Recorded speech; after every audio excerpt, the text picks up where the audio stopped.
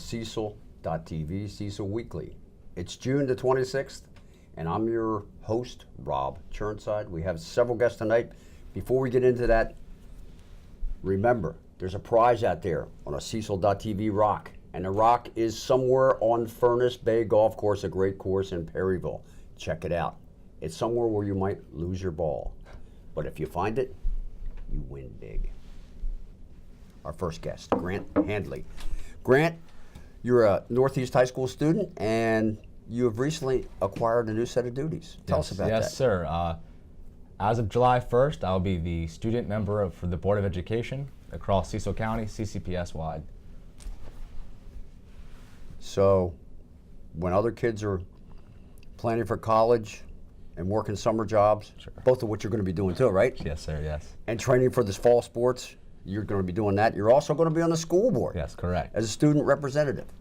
Now, what will these duties entail? The duties will entail basically being the instrument to all of the students, especially high school students at Cecil County Public Schools. If there's an issue, a concern, a question, then it's my job to be their voice, let them know what's going on, talk to the board, solutions. If they have any questions of how it works between the leadership team and the Board of Education, I'm that bridge. I'm the bridge. So you absorb information from the board, yes, sir, and leadership. Yes, sir. And you also communicate that. How would you communicate that? Well, it goes both ways, from the students talking to me to the board, and to the board talking to me to the students. As you know, and as we already said, I'm a Northeast High School student, so it's important not just to focus on the one high school, not just to focus on Northeast High School, because now I have 4 other high schools and all the other county schools to worry about. You know, Perryville, Bow, Elkton, and Rising Sun. So to ensure that I can talk to everyone equally and not just be biased towards Northeast High School, I'm going to contact every student government advisor, which is just in charge of each school student government, from each school. Contact them, let them know, here's my info, who do I need to talk to? Because I would prefer to talk to a student. It's basically every maybe student body president of every school. So then we keep a very open line of communication, either through school mail or texting or through social media. They contact me and we get it going through there. Well, that sounds like something you could do over the summer and during the school year. Yes. And I read somewhere, Grant, that your mission is to destroy ignorance. Yes, yes it is. The point being, last year we had a lot of different changes. We had a new schedule. We had some new grading policies, and a lot of students, some loved it, some hated it. A lot of them were indifferent to it, but they wanted to know why it happened and how it happened. And a lot of the students, Rob, would basically blame the school board or blame other people that didn't really have much say in the matter. So when we have issues like that or things like that, I want the students to be involved, and I want them to know, here's why it happened, here's who did it, who was in charge of making those decisions, and how we can move forward from that. And if you do have questions, here you contact, instead of contacting someone and then it's, it wasn't really them, then it's kind of uncomfortable. If you take away the uncomfortable attribute of it, and if you take away the ignorance of it, then you have a lot of people who are understanding the process, and when you understand the process, things get done much more efficiently. Yes, and I'm sure you're ascending that learning curve right now, even before you get started July 1. Yes, sir. So, after school, what looms for you? After high school?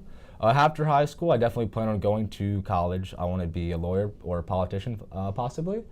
Perhaps study pre-law at the University in Maryland. I want to stay local, stay home. Maybe Cecil, UMBC, or University of Maryland, College Park.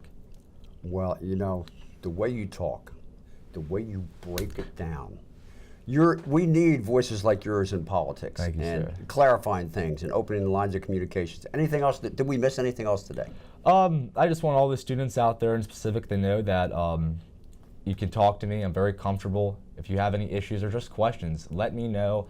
I'll take care of it. I am on Twitter. My Twitter is for the school board position now. It's just Grant_Handley. You can find me, DM me, text me, email me, whatever. That account is for the position I have now.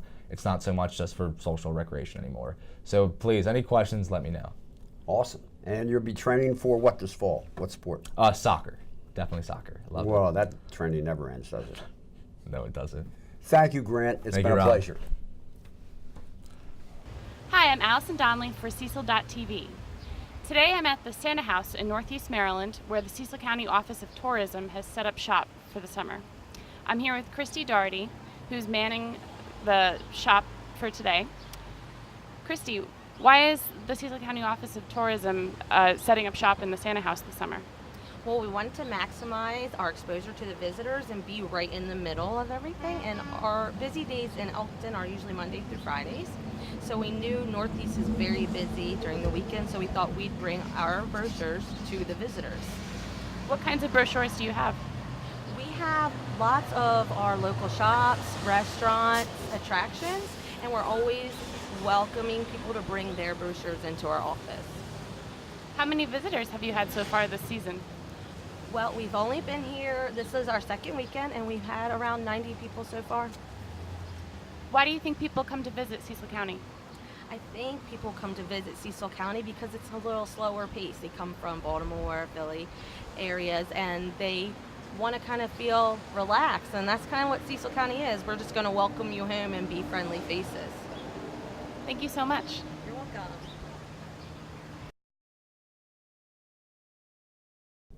And here we are again, Cecil.tv, Cecil Weekly, with a guest that we've had on before, and things just keep getting better and better for Jeff Kase. Jeff, welcome back to Cecil.tv. Oh, thank you very much for having me. I'm honored to be a guest yet again. And you're bringing the bling. Tell us what's going on over there with those. Well, I qualified for the Senior Olympics in the 5,000 meter and 10,000 meter runs. I took first place in the 10,000 meter run, so I'm the 2016 Maryland State Champion for Nice. my age group in the 10,000 meter run.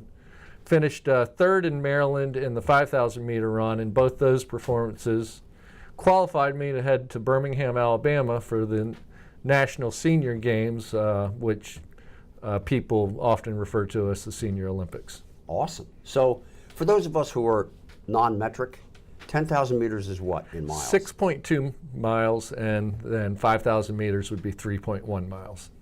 That's pretty good. I mean, you were in training for 100-mile races and ran 100-mile races before, correct? That's correct. The 5,000, 10,000 meter races is really a whole different animal. It's a whole different style of training, and it was really a challenge to switch gears up to go from training for the 100-mile races to getting, basically you have to really get your speed up, and it's a whole different approach to running altogether. But it was easy though, right? You had nothing going wrong, you just walked up there, right? Oh, I wish that was the case.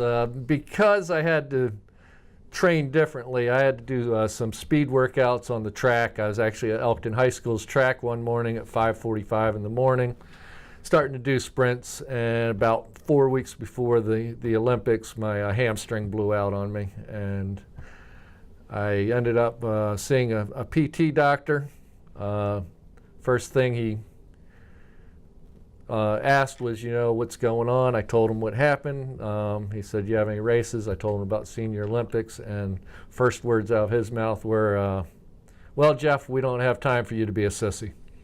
And Dr. Paul Schweitzer from ATI was the doctor. He's an 18-time Boston Marathon finisher, so I lucked out to have him as my doctor. He understood where I was coming from, and he put everything in place so I could step to the start line. The day that I stepped to the start line for my first race at the Senior Olympics was the first time I'd run in over a month. So I wasn't quite sure how the hamstring was going to hold up, but figured it was probably a once-in-a-lifetime opportunity, and I'd give it my all. So. Well, that's awesome, and it seems it worked out well. Yeah, I took bronze in both the 10,000 meter run and re-injured my hamstring. I was not going to run the 5,000 meter race, which was 2 days later. My coach, Jeffrey Klein from PRS Fit out in Portland, Oregon, convinced me that I'd earned the right to step to the line. He said, there's no shame if you don't win or you don't make the podium, but you worked hard to get down there, step to the line. If you have to pull out of the race, pull out of it.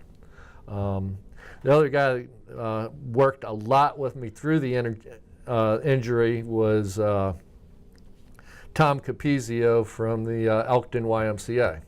He was my personal trainer, and he really helped work on my core and body strength to help get me past the injury and get me to the race. So. And I saw the pictures, Jeff, of you on the podium wearing that very same shirt, representing Maryland, by the way. Yes, I was down in Birmingham, Alabama. I wanted to make sure that people knew if I did make it to the podium, which I really had doubts I would do, and I got very fortunate to make it twice, that they would know that Maryland was represented up there. Thank you for doing that. Now you're representing us at another level now too, right? I'm running for the Cecil Democratic Central Committee. That's a primary election. I just finalized my candidacy papers last week. So sticking my toe in the political waters, and hopefully I can give back to the community that here in Cecil County that's been so generous to myself. And you have already given. Is there anything that we missed, Jeff? Don't believe so. Hopefully I can come back in the winter after I finish my next 100-mile race. And when will that be? that'll be November 11th in Vienna, Illinois. Vienna, Illinois. Well, look for Jeff Kase, ladies and gentlemen. Look for the paper. You might see that he's won the election. And if you want, help him out. Okay. Thank you, Jeff. Thank you very much. Hi, I'm Doug Donley, automotive editor for Cecil.tv. We're here at the 30th Annual Mid-Atlantic Chevelle Show and Swap Meet. Behind me, you see hundreds of Chevelles from the late 60s into the early 70s. And we're going to talk to a few of their owners and see what these cars are all about. I'm here with Richard Recupero from Eatontown, New Jersey, and he's going to tell us about his car. Tell us about your car. Well, it's a 1970 Chevelle Super Sport with a 454 M22 transmission. The car has been off the road since 1979 when I picked it up, and I did the restoration on it, and here she is today. So how often do you get to drive it? I try to get it out every weekend on a nice day, take it out on beautiful roads by where I live, and go out for coffee and then bring it home and put it away. Or a nice night, take it down to the beach. But that's about it. Not a lot of regular driving, but just to get it out every time I can, because it's just great it's fun to drive. Was this the car of your dreams when you were a kid? Yes, it was. Chevelles were always my dream car. So this is actually since I'm a child, this would be my 5th or 6th Chevelle. Mm-hmm. Maybe number 6. I have to count in my head. So my original dream was a 69, but I ended up with the 70s. So yeah, and that's it. It's been fun. Great. Thank you very much. You're welcome. Hello again. I'm here with Michael Cook from Freeland, Maryland, and he's here with his 1969 Chevelle SS in a really great sort of medium metallic gray. Tell us about your car. I've owned it for about 27 years and got all my blood, sweat, and tears in it. Completely restored it, top to bottom. It's totally modified in the drive line to perform at the racetrack, drag racing, autocrossing. So this is not just a show car. No, this is all-around fun car. Do whatever I want to do with this car, drive it as far as I want, and burn as much rubber as I can. So you've been on some long trips? It's recently been up to Watkins Glen and made a trip around the track up there, follow the leader, but it was wonderful. That's terrific. Thank you very much. All right, thank you. I'm here with Fred Gillis of the Maryland Chevelle Club. This is quite an event, lots of cars. Tell us about the Maryland Chevelle Club. Well, the Maryland Chevelle Club, we're going on our 30th anniversary of the Mid-Atlantic Chevelle Show. It's a national event. We get cars as far as Florida, Canada, Pennsylvania, New Jersey, Delaware, and of course Maryland. We got them coming from all over. So the weather this year kind of held back a little bit, so we had a little bit of a loss on some of our spectators that were coming up.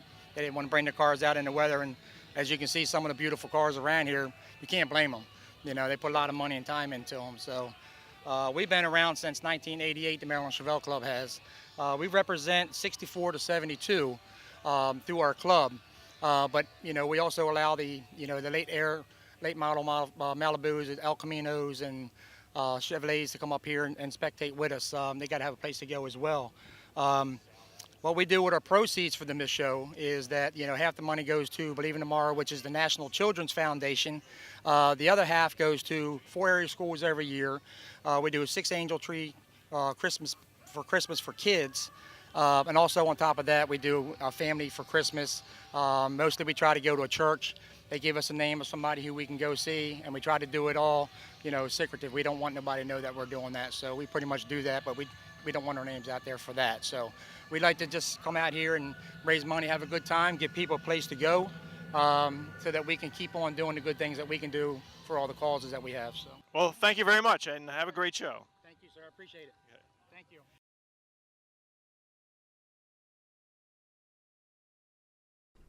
And now for the Cecil TV, Cecil Weekly, Cecil.tv musical segment, Duffy Llama from Hartford County. How you doing, Box Turtle Bob? I'm doing good. You're not supposed to get my secret name. I'm sorry. That's okay. Rob Turnside here reporting. Rob Turnside. Exhibit A. Duffy, tell us about Accordions for Kids. Well, it's a program that a professor of music started down in Virginia. And what it does is it allows a child to try an accordion and have 5 free lessons. If the child does not like the accordion, we just take the accordion back and we go on our way and you go on your way. But it's a really great program to get kids started playing the accordion. So this is a national program. Oh yes, it's national. It's all the way across the United States and it's getting its way through Europe right now. So obviously you're an accordionist extraordinaire. Well, some people call me a little more than that. Accordion to them. Weird. How'd you get started, Duffy? My dad was a band leader, and I was around 8 years old. We moved up into Hartford County, and he said, tonight I'm going to have all my musician friends here. So I want you to tell me what instrument you want to play when the party's over. And I saw them all. I saw the vibes, I saw flutes, I saw all kinds of instruments. They're all union men, so they were all really good musicians.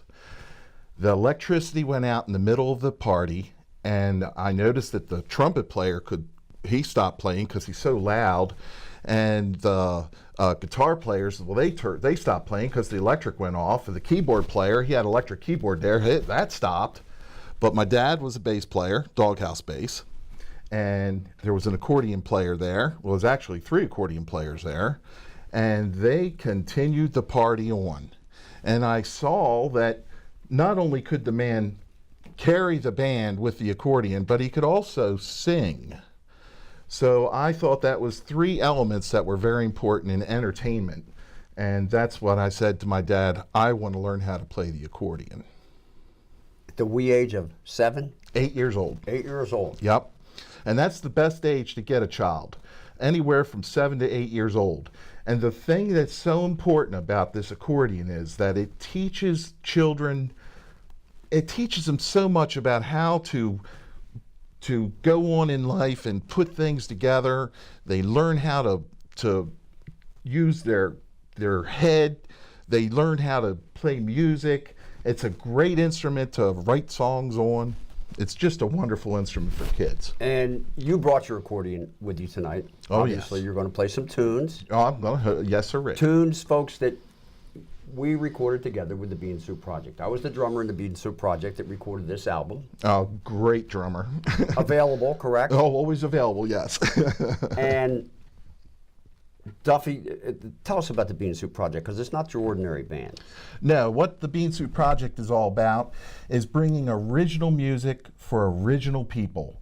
And I wanted to use the accordion as the centerpiece because I'm trying to reinvent the accordion. I want people to realize that this is such a rich instrument and that it can be used in all types of music. So I'm basically trying to reinvent the music for our age of today. And so the project is all about putting original artists, people that write original music, and learning how to play their type of music. So that's what makes the soup always change. The flavor is constantly changing, always being stirred up by people like yourself Has 2 original songs on here. They'll knock you out. I'm telling you, this is a great album. It could be. You can get it on iTunes. You can even call up your radio station and say, "Hey, Bean Soup Project, I'd like to hear French Toast, or I'd like to hear Matches." A public announcement by Sir right here. Well, we played many shows, including ones with the International Accordion Set down in D.C. Tell the folks about that a little bit. That was wonderful. We had all accordion players from all around D.C., Washington, Virginia area, and we took the group down and we played for them for an hour, and they truly appreciated it because it was like something fresh walked through the door. And because we try to mix it up. When I go out to entertain a crowd, I want you to cry, I want you to laugh, I want you to have fun with your person that you're with. I want you to be able to sit at the table and talk to them without having to go, what? What? I couldn't hear you. This is the instrument of today, right here. So you'll be playing a couple original compositions today? Yes, I've really devoted myself to original music. I know you told me about one of them in particular that you were going to play tonight. Yes, The Liberated Woman. Right. I wrote that. Funny how it came about. It really was about my first wife. She's no longer with us, but we were both in the Air Force together. And it just made me realize what kind of equality and what equality means in the workplace. And so that's why I wrote it. And the other tune? The other tune I wrote, again, a workplace tune. I would like to surprise them about that because that's a whole shtick there. So when they tell a musician, don't quit your day job, how does that translate for the second tune? Well, actually, the tune helped me become the second job. I was working a job, and I thought about what it was like to work this job, and then I put it to music. And the darndest thing is, I was so excited about this song, I called them up and I told them, I'm going to call you back and you put this on the recorder because I want to get every inch of this. And they did, and they laughed their butts off when I did it too. And then that's how I saved the song, and I wrote it and I put it together. I am an environmental hero. Let me just put it to you that way. I am an environmental hero. Hats off to Duffy Llama, and we'll be playing with another project, the original Chesapeake Bayou Brothers, this Wednesday. That's together. right. And we're going to talk about this show, but right now, unless you have something else you want to announce, I'd say let's get on with the music. Just one more thing. Yeah. This accordion for kids. Exhibit A. This was put together by a professor of music, Dale Weiss. He's out of Virginia. And if you want to get in contact with me or him, you can do that simply by going to my website, beansoupproject.com, or looking up Accordion for Kids USA. Okay? And please, parents, this is something that will really change your kid's life. It changed my life, and it changes everyone else's life that ever tries to pick up one of these instruments. Thank you, Duffy Llama. Thanks. Been a great time. Hi, I'm Duffy Llama with the Bean Soup Project. I'd like to do a song for you now called The Liberated Woman. I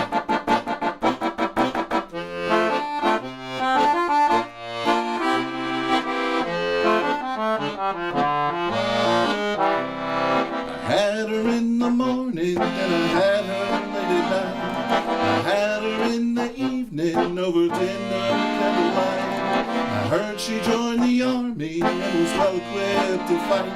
She's a liberated woman and she knows it's her right. It's her right. She takes poor little Johnny to the day camp in the spring. She's a liberated mama to a liberated thing. She's got all kinds of gadgets, she's got wiggly, squiggly things. And a man is but a memory of this cold and hearted thing. Well, it's hard. I'm not just telling you that women are for loving. I'm not just telling you that men are for brawn. I'm simply pointing out just what they've accomplished. Men are more like women and those women are men. Well, they're men.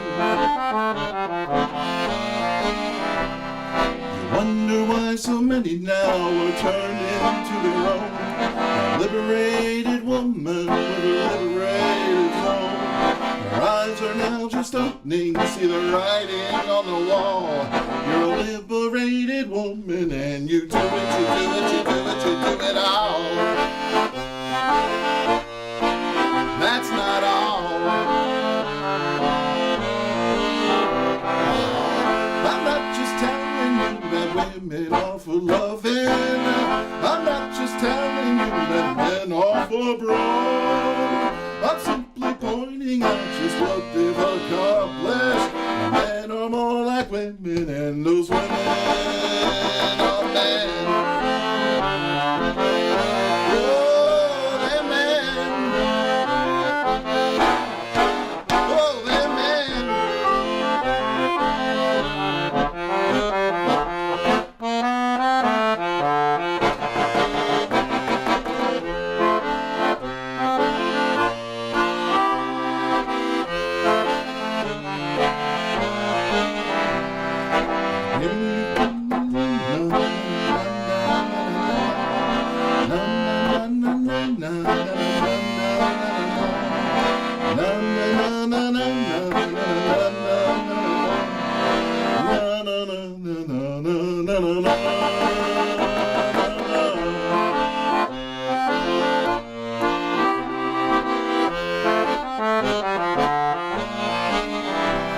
It's a queen bee society, that's what we're headed for.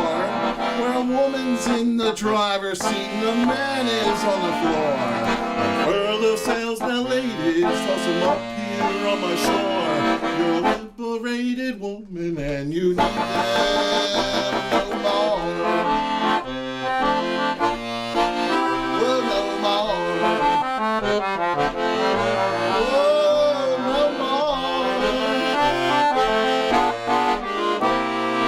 Men are more like women and those women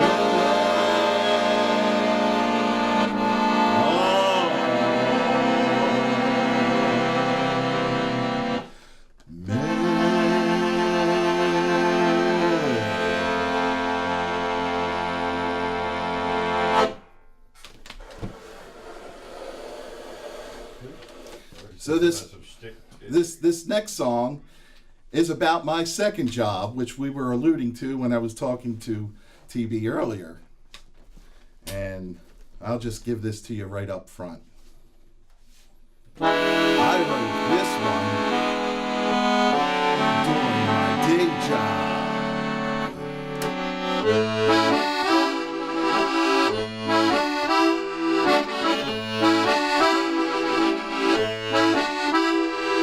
Solo kind of guy who follows dotted lines down that highway. With stereophonic sound, it travels all around it to please me. He's always at a guy job, the smell he may abide you. He's a porta potty man. He's the man, you know that he's a groovin'. When that magic wand's a moving, as he cleans out all your honey and jam. He changes out the paper before it starts to taper, so you can keep on wearing those clothes. You ought to be more kind to the one who comes behind you and carries all your troubles away, I say.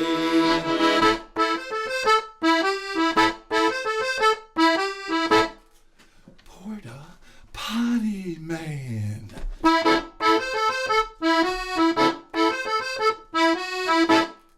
Porta Potty Man.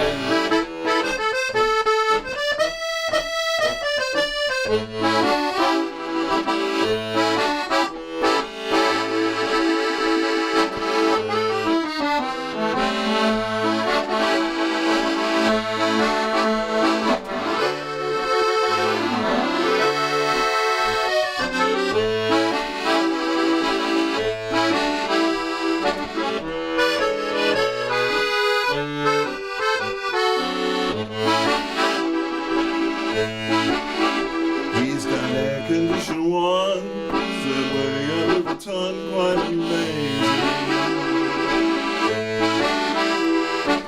where you find the sound. It travels all around it to please her. He's always there to guide you. Well, he may abide you. He's a porta potty man. He's a man. You know that he's a giving. When that magic wand's a moving. As he cleans out all your honey and jam. He changes out the paper before it starts to taper, so you can keep on wearing those clothes. You ought to be more kind to the one who comes behind you and carries all your troubles away. You ought to be more kind to the one who comes behind you and carries all your troubles away.